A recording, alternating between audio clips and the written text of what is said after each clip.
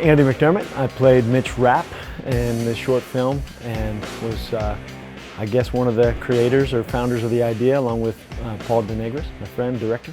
I just really enjoy working with Andy, and so he sent me a note in September, and he said, "Hey, I got a crazy idea for a project. Let me know if you got some time to talk about it." I said, "Sure, let me hear it." I'm a huge Mitch Rapp fan. The Vince Flynn books, I've read every one. The character Mitch Rapp is a dream role. They decided to finally make one of these films called American Assassin. They cast Dylan O'Brien, a young kid, to play Mitch Rapp, which, you know, he's very popular. I think he's a good actor. Hopefully he does great in it, but to a lot of us fans, it was not really the idea of the perfect Mitch Rapp. I just had this idea, like, why don't we make a fan film, a tribute to Vince Flynn, kind of come up with our own story based on the characters in Vince Flynn's books. And before we knew it, there was 50 people involved in this project, and everybody just coming together to do their best to make a real good tribute fan film. Oh, hey, I didn't see you there. My name is Rio McDowell, secret agent. Second assistant director on Mitch Rapp. We're filming a really cool action movie here, guys. Shh, keep it on the DL. There's gonna be lots of explosions, Michael Bay stuff, you know. Lots of teeth pulling, nitty gritty stuff. Ain't for children. Oh, wait. I'm being called back on set, guys. Better get to it. You know, it's interesting because I never heard of Mitch Rapp before. And then after Paul DeNigris said, "Hey, there's a project I want you to work on," I went home and looked at it and saw this huge amount of information on Mitch Rapp and all the novels with Vince Flynn. And so what I did is I actually got American Assassin and started reading it and did a whole bunch of online research for Mitch Rapp. So I think this film is pretty indicative of what the stories are about. Obviously, we're going to take some latitude to do what we need to do in a short form to convey what we're trying to do with the short film. But it's pretty close. We were very conscious of the fact that the Rapp fans are real rabid fans. They're serious. They know what he can do, where he's been, what he's like. Although he's ambidextrous in the books, he's first and foremost left-handed. We were conscious of that fact. So yeah, we tried to portray the character as close to the books as possible, and then, you know, within the framework of what we wanted to achieve, obviously we took some liberties. Damon Baker. I play a role of taking hits and giving some. I die. I'm Wayne Lundy. I'm one of the goons, and I give a few swings at Mitch, and I get taken out with a couple of knife stabs. I'm Ben Edwards, and I'm also one of the goons and stuntmen, and I have a pretty good time here. I mean, I've worked before with Paul on Toppled, with him directing. He's great, super easygoing. I like to improvise a lot in terms of cinematography, like figuring things out, kind of adjusting lights as we go, and he was totally open to that idea, especially with a lot of the action scenes, which require a lot of choreographing and kind of movement around the action. So that was really fun. Mike Myers, who I worked with, was great as well. So him kind of directing both of us together, I think we achieved something really cool that I don't think many people expect with the budget that we had in terms of just an indie production. I think it feels like something that's like a Hollywood movie or what we were aiming for. Doing makeup in real time during the fight scene. It's gonna be awesome.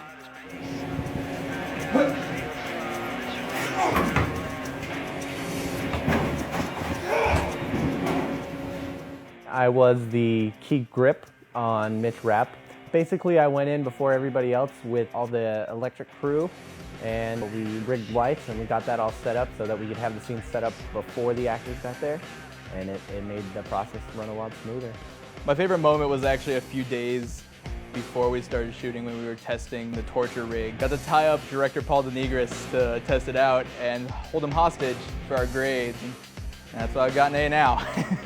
My first time being on a real set was very intimidating because of how long the hours were, but you were constantly moving the whole time, so it was all good, went by really fast, but we were all super tired by the end of it. Editing Mitch Rapp is extremely different than anything that I've edited before. I've never really edited a true action film, and editing it is extremely difficult. There's so many different takes, and there's so many different ways to edit it. It's a lot of fast cutting, so it gets pieced together very slowly, and we were running 2 cameras at once at least at all times.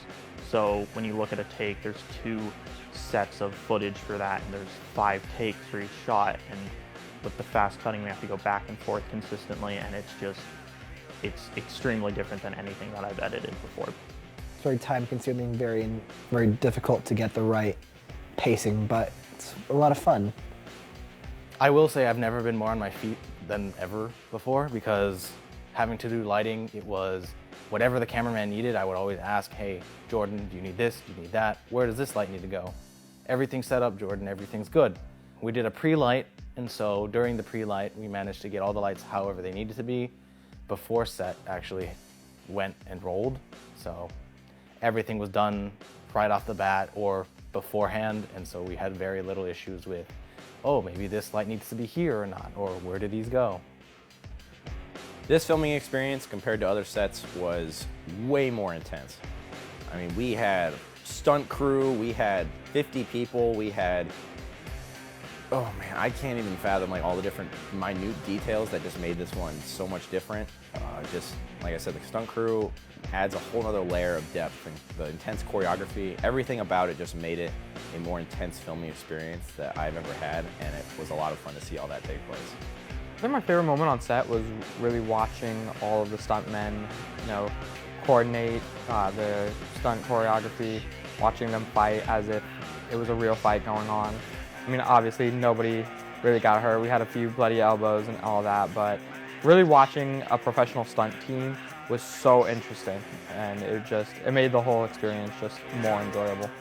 You know, this film had a pretty significant pre-production cycle, because not in terms of time, we had very little time. We were really trying to compress a major pre-production cycle into a very, very short amount of time. So I kept using the phrase, I'm producing my ass off on this movie. Because it really felt like it. It felt like I had never worked this hard as a producer, at least not in a very long time. One of the biggest challenges was finding the right locations, and we scouted different locations. We had one that we thought was locked in, and then that didn't work, and then we had a backup one, and that didn't work, and we finally ended up at the Barrister Building in downtown Phoenix. My favorite moment on the set was helping Jordan, making sure he was set with the lenses and whatever was required for the shoot that was coming up. I've been a martial artist for a long time, so physically I was prepared, but you break it down just like you do any other scene into its elemental parts. First you go through the gross motor movements, you decide what's going to look good, what the character would do, how that character would fight. Dragovich, my character, was kind of a weasel, so he's going to be trying to stab you from behind, trying to sneak up on you. Standing. Yeah, you need to go down your knees for the wrist. Well, let me see the position when the actual break happens. So the wrist is already broken, knife is already out.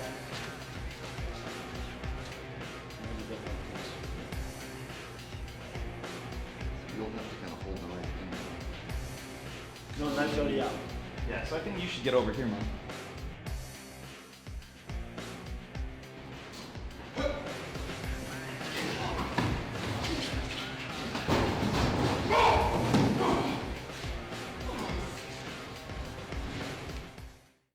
Patrick, can you go over here? And then you could adjust his sensitivity. Adjust my sensitivity. Let's keep talking.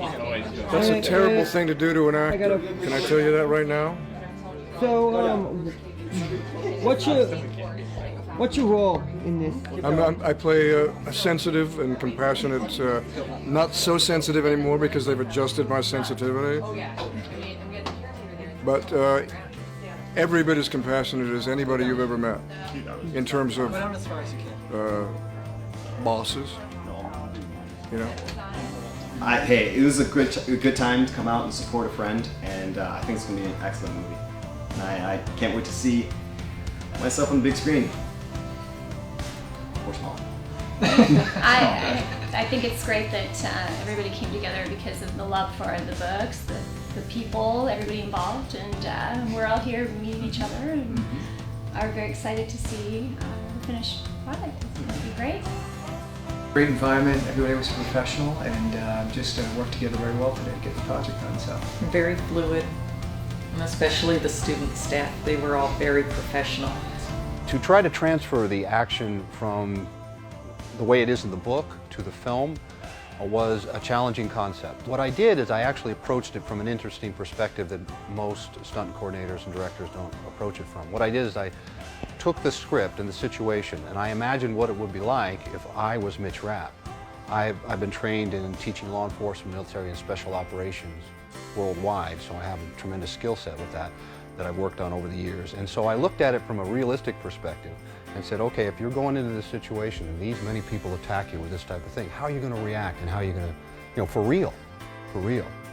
And then we ended up taking that reality as I was working with the stuntmen and turning it into something that was, I'd have to call it theatrical reality. I embellished what would be a real fight with these people with firearms and knives and guns and turned it into something that could be more stylized for the screen. It starts out a little rough but fun, learn some basics about reactions and then get into a lot more detailed stuff as things move and completely switch it up as the story needs to be on set. Right, the key is to make Andy, the character of Mitch, look as the best we can make him look. So learning how to carry our weapons properly and to fall properly is very key. I'm also a huge Marvel fanatic, and anybody who knows me knows I go crazy for the Marvel movies and Marvel TV shows. When Daredevil hit Netflix, I ate that up, man. The martial arts they do for that show, particularly whenever it's Daredevil versus, a dozen guys in a hallway, love that stuff. So I said to Briscoe and I said to Andy, if we're gonna do this, I want this to be our Marvel audition. I want this to be the thing that makes people go, oh, okay, these guys can play in that kind of universe, that echelon of production. So we said, let's do a hallway fight that rivals Daredevil. My favorite moment on set was when one of the stuntmen were being interviewed by Beaver, and me and Luis were dancing right behind him. Oh man, to prepare for the fight scenes, it's funny. I'm always into fitness and I do some cheesy Zoolander modeling and stuff in LA. So I kind of always have to look a certain way. It's always easier to stay ready than be ready. And the first time I went to do any kind of like turning kicks or jumping kicks, things were kind of tight, and I was like, is that good? Did I hit him in the face? And I was working out with my buddy. I was like, how about this one? Did I get him? And then he's like, yeah, you got him right in the ankle. I was like, how about this one? He's laughing that my kicks are about this high, so I had to really get my flexibility going and had to kind of practice just kind of a crash course in getting flexibility back and getting some technique back. But it was fun during the actual filming because how often do you actually get to do that stuff with real stunt guys flying at you from all different directions? So that was a blast. Great.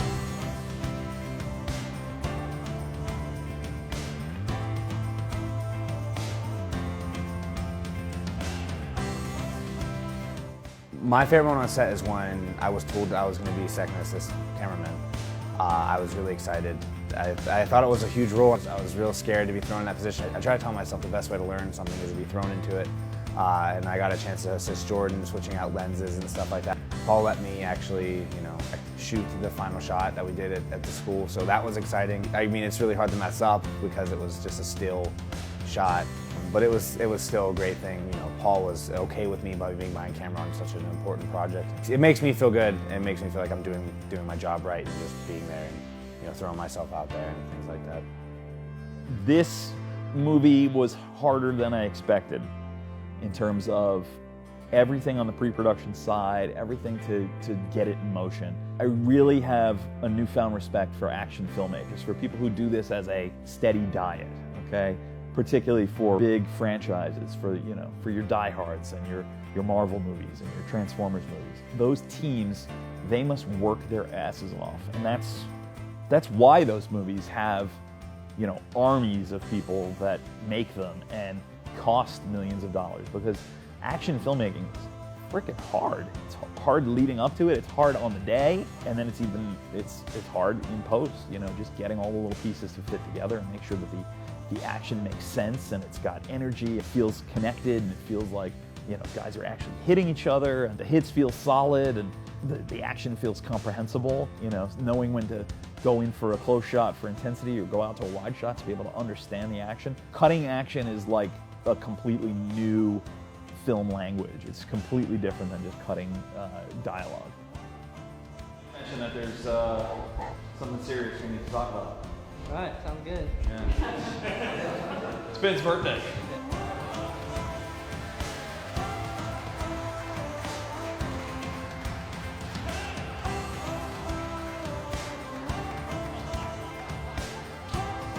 Working with James Morrison, Andy McDermott, Iman Saman, Steve Briscoe, Mitch Ryan, and the stunt crew as a whole was freaking awesome.